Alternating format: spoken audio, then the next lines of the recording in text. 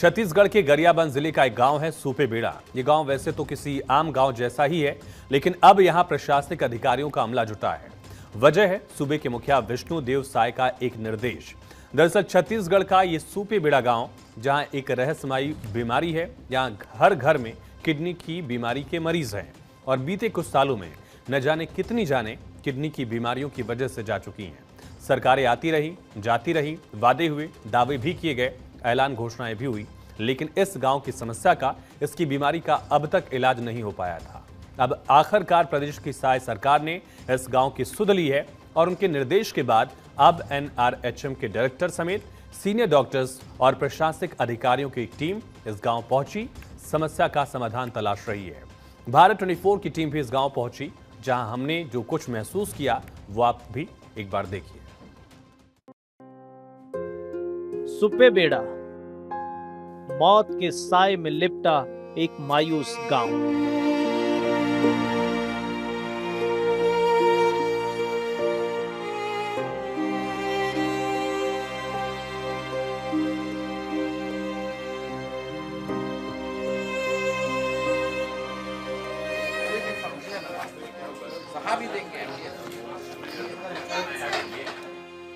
साफ सुथरी सड़क से कुछ नीचे उतरकर जब गाड़ी पतली डामर रोड पर उतरती है तो किसी गांव में दाखिल होने का एहसास खुद ब खुद होने लगता है।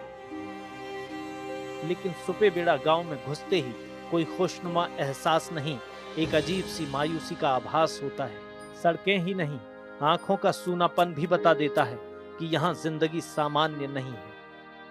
सुपेबेड़ा मौत के खौफ में लिपटा एक मायूस सा गांव है। गरियाबंद जिले के इस गांव को एक अजीब सी बीमारी ने डंस लिया है। किडनी की वो रहस्यमयी बीमारी जो बीते 6 सालों में गांव के 96 लोगों की जान ले चुकी है। साल दर साल, महीने दर महीने यहाँ की दहलीजों से अर्थियां उठती रहीं। अर्थियों के साथ सवाल भी उठे, लेकिन सरकारों की दहलीज तक न ठीक से सवाल पहुंचे, न ही सुपेबेड़ा के लोगों का दर्द।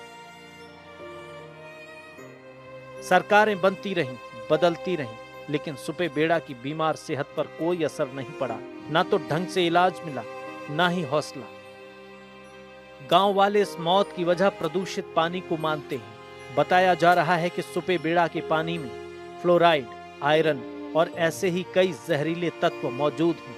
इनका सीधा असर लोगों की किडनी पर पड़ रहा है।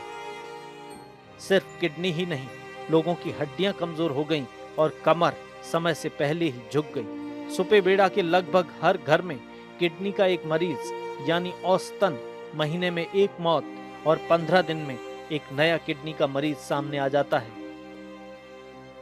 दिन पहले मेरे बड़े भाई किडनी प्रॉब्लम वाला व्यक्ति DK हॉस्पिटल में वहाँ एडमिट है, लेकिन आज सुबह 8 बजे उनका डिस्चार्ज हो चुका है।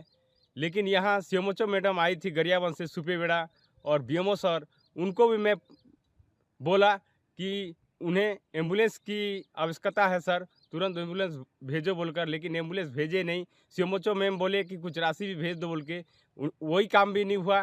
तो मैं खुद कहीं से जोड़ तोड़ करके 1500-1600 रुपया एक भेजा हूँ। उन लोग बस किराया करके हमारे गांव पहुंचने वाले हैं।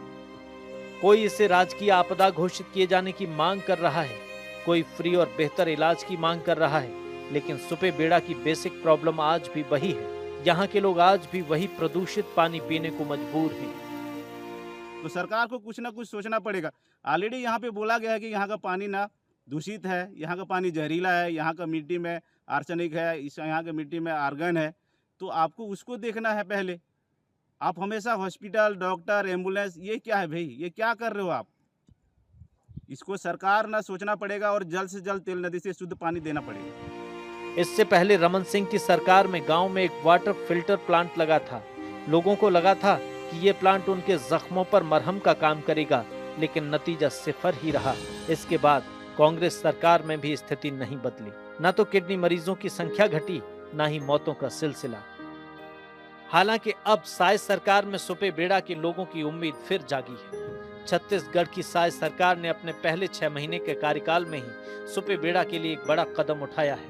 सरकार ने इस गांव में किडनी की समस्या की वजह को समझने और उसके समाधान के लिए एक रिसर्च टीम गठित की है। सरकार के आदेश के बाद इस रिसर्च टीम के अध्यक्ष और राष्ट्रीय स्वास्थ्य मिशन के एमडी अपनी टीम के साथ सुपे बेड़ा पहुंचे और स्थानीय प्रशासन के साथ मिलकर गांव के हालात का जायजा लिया, लोगों से बातचीत की और उन्हें सब कुछ ठीक कर देने का आश्वासन भी दिया। यहाँ जो क्रोनिक किडनी डिसीज फैली हुई है उसके कारणों की पड़ताल करना, कारणों को पता लगाना और उसके उपचार, निदान और अन्य जो समस्याएं यहाँ हैं उन समस्याओं के निराकरण के लिए एक रणनीति बनाना। तो उस रणनीति के तहत हमारी यहाँ प्रथम विजिट है और हम यहाँ पर फर्स्ट हैंड्स ऑन हमने विजिट किया है और अब हम जाके इसको स्टडी करेंगे कि हमें क्या क्या यहाँ पर समस्याओं के निदान के लिए हम क्या क्या कर सकते हैं। इस टीम में मौजूद डॉक्टर्स ने कई घंटे तक गांव के अलग अलग लोगों से बात की, उनकी बीमारियों की वजह समझने की कोशिश की। वहाँ पे पेशेंट्स को diclofenac injection they are habitual, like अगर इंजेक्शन मतलब दर्द हो रहा है तो they want injection, that too दर्द का इंजेक्शन। तो अगर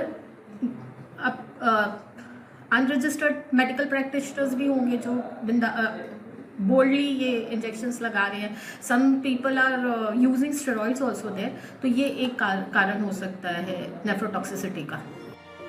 यही नहीं, सुपे बेड़ा के किडनी पीड़ित मरीजों के बेहतर इलाज के लिए गरियाबंद में किडनी यूनिट भी खोली गई है, जहां डायलिसिस समेत दूसरी सहूलियतों का इंतजाम किया गया है। यानी शायद सरकार सुपे बेड़ा को लेकर जिस तरह एक्शन मोड में है, उसे देखकर यहाँ की उम्मीदें एक बार फिर जिंदा हो उठी हैं। हमें भी उम्मीद है कि जल्द ही मायूसी में लिपटा सुपे बेड़ा एक बार फिर जिंदगी की धुन में मुस्कुराएगा। छत्तीसगढ़ के सुपे बेड़ा से लतीफ मेमन के साथ कैलाश जायसवाल की रिपोर्ट।